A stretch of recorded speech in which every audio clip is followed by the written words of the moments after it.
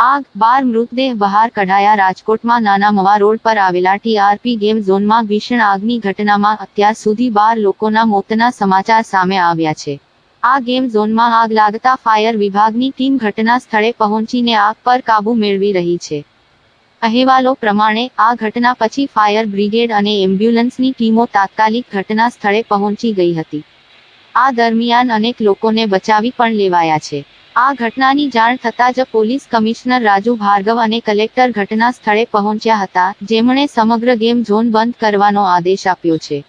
આ ભીષણ આગમાં મૃતદેહો ઓળખાય નહીં એ હદે સળગી ગયા હતા. આ અંગે પોલીસ કમિશનરે કહ્યું હતું કે ઘણા મૃતદેહો બળી ગયેલા છે.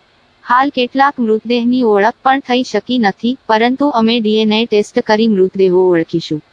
આગની ઘટનાને લઈને મુખ્યમંત્રી ભૂપેન્દ્ર પટેલે એક્સ પર પોસ્ટ કરીને લખ્યું, રાજકોટમાં ગેમ ઝોનમાં સર્જાયેલી આગની દુર્ઘટનામાં તાત્કાલિક બચાવ અને રાહત કામગીરી માટે મહાનગરપાલિકા અને વહીવટી તંત્રને સૂચના આપી છે. ઈજાગ્રસ્ત લોકોને તાત્કાલિક સારવાર મળે તે માટેની વ્યવસ્થાઓને પ્રાથમિકતા આપવાની પણ સૂચના અપાઈ છે.